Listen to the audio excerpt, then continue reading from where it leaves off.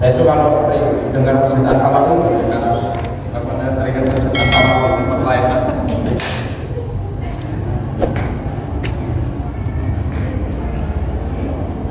Wonten salah satu kali hadis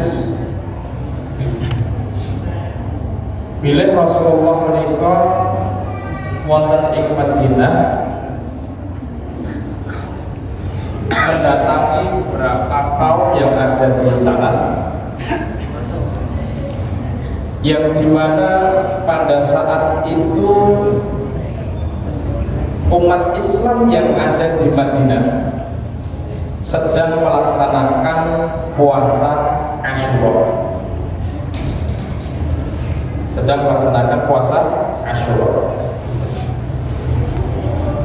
Nah, melihat kaum muslimin yang sedang melaksanakan puasa Asyura, maka kemudian Rasulullah memerintahkan siapa yang mau menyelesaikan puasa Asyura sampai nanti buka puasa silakan. Tapi kalau mau dibatalkan tidak masalah. Artinya puasa Asyura itu sudah menjadi satu tradisi. Jadi puasa Asyura itu adalah puasa yang memang disyariatkan sebelum nanti disyariatkannya puasa Ramadan. Karena itu sudah tradisi yang cukup lama dari masa jahiliyah, kemudian diteruskan sampai mereka menerima cahaya Islam, diakomodir oleh Islam, ya. Tapi kemudian statusnya diubah. Yang tadinya ini menjadi satu kewajiban dalam konteks tradisi jahiliyah, kemudian datangnya syariat Islam untuk melaksanakan puasa pada bulan Ramadan, maka statusnya puasa Asyura ini menjadi sunnah. Nah, tapi ada hal yang menarik daripada kelanjutan tersebut. Jadi ada seorang wanita yang bernama Rabi' binti Muawiyah. Bukan Rubai binti Muawiyah. Salah satu seorang wanita yang meriwayatkan hadis tersebut. Rubai binti Muawiyah kemudian mengatakan bahwa setelah Rasulullah SAW falyutimma baqiyata yaumihi, kalau ada yang mau menyelesaikan puasanya maka silakan. Tapi kemudian Rubai binti Muawiyah itu mengatakan fakunna ba'da dzalik, setelah itu kami nasumu tetap berpuasa, wa nusawwimu sibyana,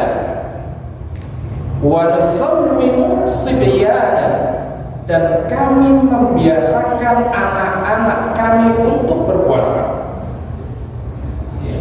Wa nusawwimu sibyana as-sighara minhum insyaallah, wa nadhhabu minhum wa nadhhabu ila al-masjid, dan kami mengajak anak-anak kami untuk pergi ke masjid. Ini menarik. Kenapa?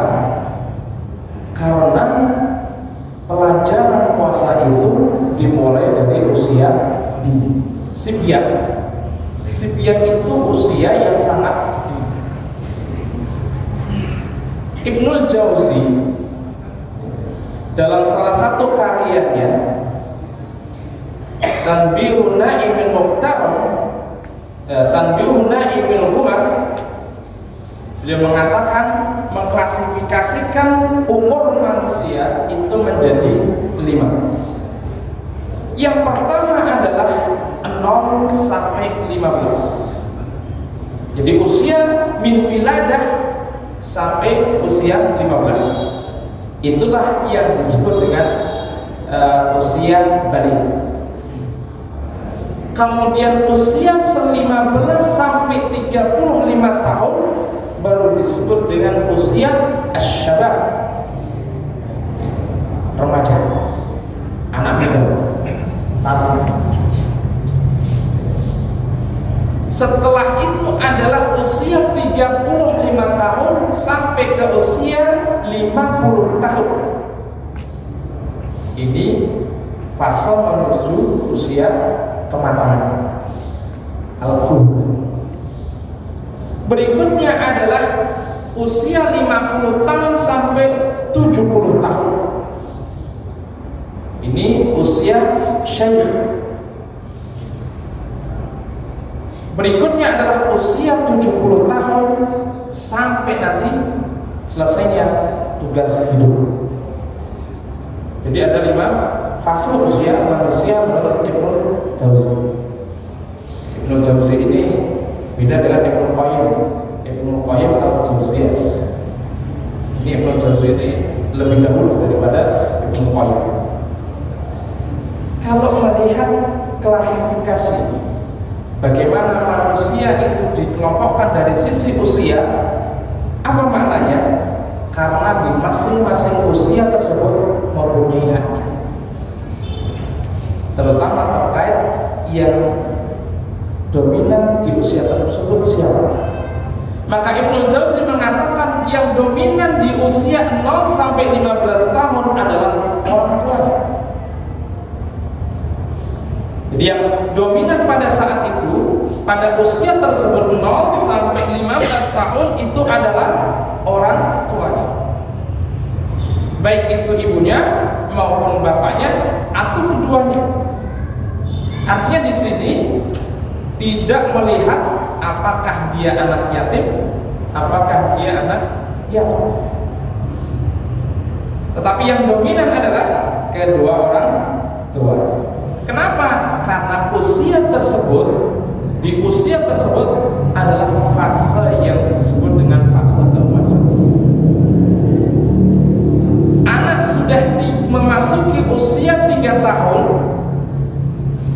berarti siap diisi oleh pengetahuan, meskipun pengetahuannya dalam ukuran anak pada saat itu.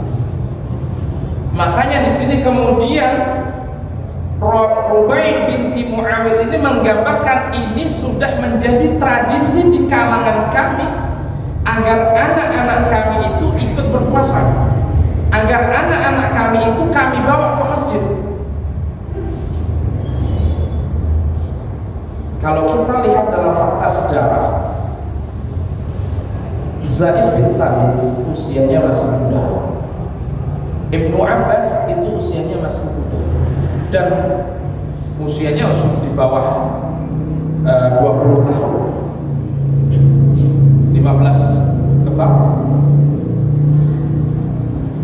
Anak-anak muda inilah yang kemudian menjadi tokoh utama di balik penyebaran Islam, di balik dakwahnya Rasulullah SAW. Tentu ada yang usianya sudah seperti Abu Bakar, ada banyak.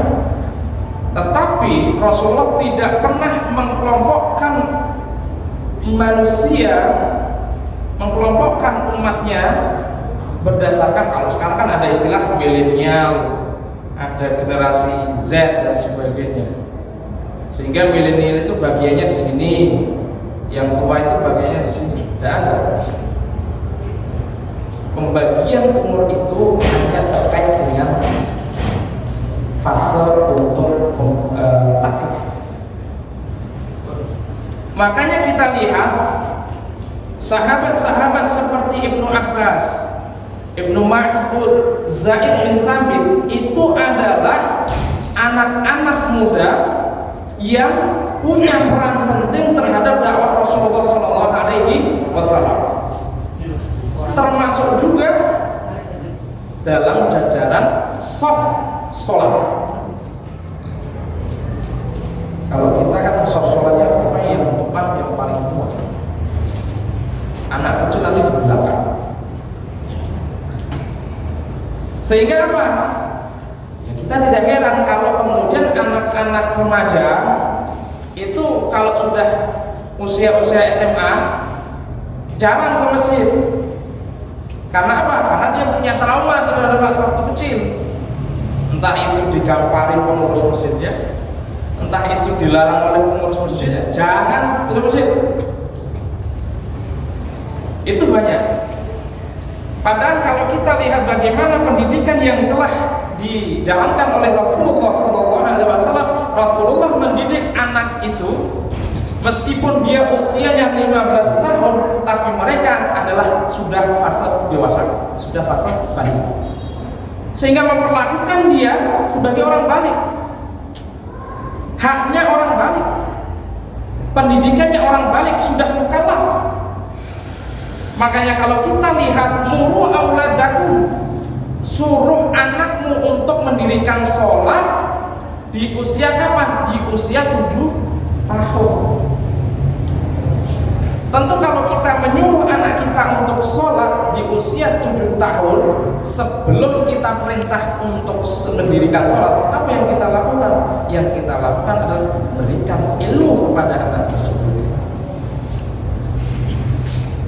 Jadi ini penting sekali agar kita, terutama terkait dengan Ramadan ini, membawa anak-anak kita pada fase agar mereka bisa mendapatkan hak-haknya sebagai seorang anak. Diajari untuk berpuasa, diajari untuk melaksanakan sholat, meskipun sholatnya baru tahu isi rakaat. Dan diajari juga tentang al-mustalahat, istilah-istilah kunci yang ada di dalam syariat Islam. Ini takbir, ini tasbih, ini sujud, ini ruku, ini penting sekali. Dan juga istilah-istilah yang lainnya.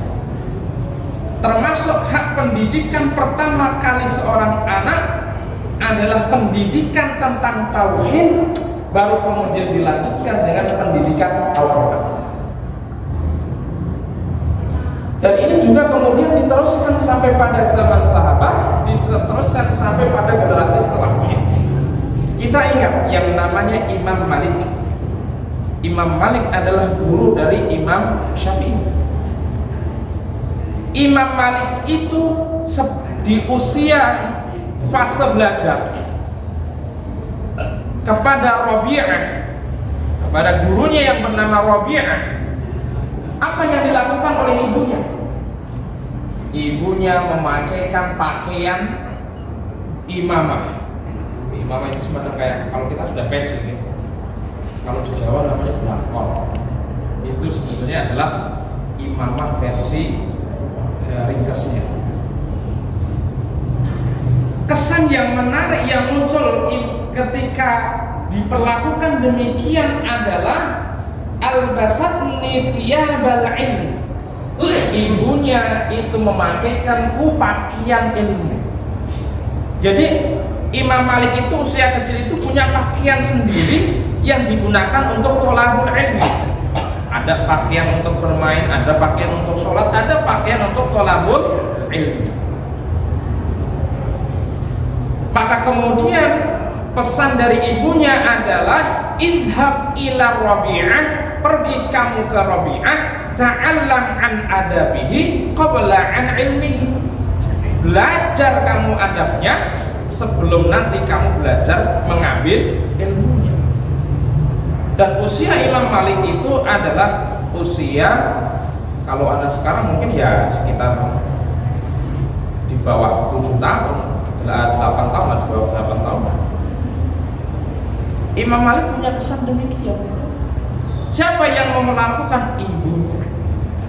Imam Syafi'i juga sama. Ibunya lah yang menyiapkan segalanya. Jadi kemudian Ibnu Jauzi ini menerangkan hak anak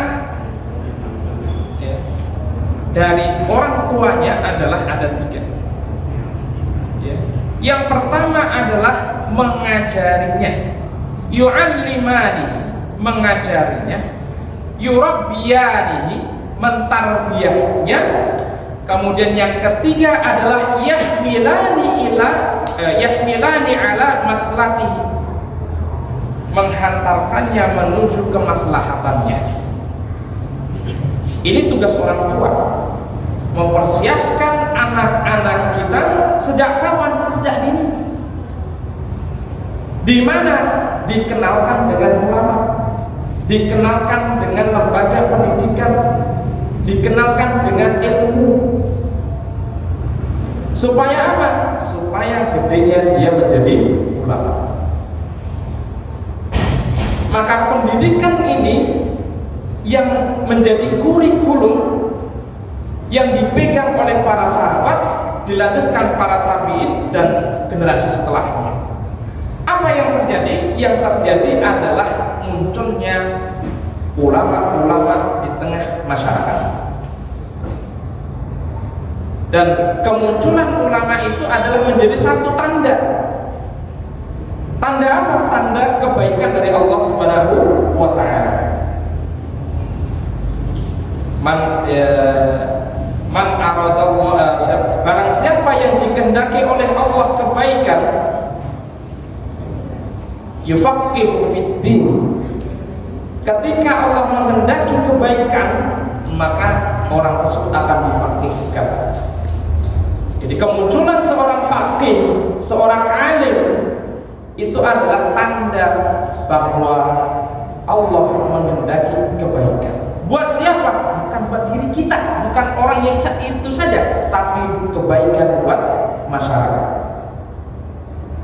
Makanya benar kata Imam As-Surjani, faqihun wahidun, satu orang ahlul fiqih, satu orang yang faqih, asyaddu 'alan nas, berat digoda oleh setan, berat digoda oleh jin, setan manusia maupun setan dari kalangan jin, min alfi 'abid, dibandingkan munculnya 1000 ahli ibadah. Kenapa? Karena ahlul ilmi ini adalah punya keutamaan sendiri. Sampai kesan Rasulullah SAW terhadap ahlul ilmi adalah wa fadlul alim 'alal 'abid, keutamaan ahlul ilmi dibandingkan ahli ibadah ka fadlil qamar 'ala sa'il kawakib, dibandingkan bintang-bintang yang ada tentu lebih menarik yang namanya bulan purnama. Maka tidak heran kalau kemudian kita mengenal istilah paku bumi. Siapa paku bumi tersebut? Ya ulama. Allah itu akan mencabut kebaikan-kebaikan di dunia ini dengan cara dicabutnya para ulama. Maka sampai ada istilah mautul alim, mautul alim. Kalau seorang alim itu sudah tidak ada, sudah wafat, maka berarti alam ini mengalami kematian. Maka usaha-usaha untuk melahirkan para ulama ini terus-menerus, kontinu, tidak berhenti. Dan dari mana ulama ini lahir? Dari rahim madrasah-madrasah, dari rahim lembaga pendidikan yang concern terhadap pembentukan kader-kader ulama. Kalau di zamannya Imam Ghazali tahun 1000-an itu ada namanya madrasah nizamiyah. Madrasah nizamiyah adalah lembaga pendidikan tinggi yang menghasilkan para cendekiawan, menghasilkan para ulama. Salah satu yang dihasilkan oleh madrasah nizamiyah adalah Salahuddin Al-Ayyubi. Siapakah Salahuddin Al-Ayyubi? Dialah pemimpin yang membebaskan Palestina pada peristiwa perang Salib. Dari mana mereka? Dari madrasah nizamiyah. Pasukan-pasukannya adalah pasukan-pasukan yang terpilih. Dari mana? Dari madrasah nizamiyah. Setelah umat Islam mengalami keterpurukan selama berabad-abad, mengalami kekalahan dalam peristiwa perang salib yang terjadi beberapa kali, inilah menjadi momentum besar agar lembaga-lembaga pendidikan kita, terutama yang berada di bawah naungan persyarikatan maupun yang berada di bawah kader-kader yang dipimpin oleh kader-kader Muhammadiyah, melahirkan ulama. Tentu usaha ini juga sudah banyak digagas. Yang paling penting adalah ketersediaan kurikulum yang diajarkan oleh lembaga pendidikan tersebut mengacu sebagaimana dilakukan oleh generasi pendahulu kita, generasi salaf kita. Apa acuannya? Adalah Al-Quran, adalah As-Sunnah. Kenapa? Karena dengan Al-Quran, dengan As-Sunnah itu sendiri menjadi senjata untuk melakukan sebuah perubahan. Apa buktinya? Rasulullah SAW berdakwah di Mekah maupun di Madinah selama kurang lebih 23 tahun. Setelah kaum muslimin, setelah umat manusia pada saat itu berabad-abad mengalami fase kegelapan, fase kemerosotan moral, di mana wacana-wacana keagamaan itu tidak ada. Dengan datangnya syariat Islam yang diajarkan oleh Rasulullah SAW selama 23 tahun, terjadi perubahan yang luar biasa. Yang mereka itu hidup dalam kultur yang sudah mengakar kuat di tengah masyarakat, berubah saat itu ketika mereka dipegang oleh Al-Quran. Jadi Al-Quran telah menjadi satu fondasi dasar dalam melakukan sebuah perubahan masyarakat. Maka tidak heran kalau kemudian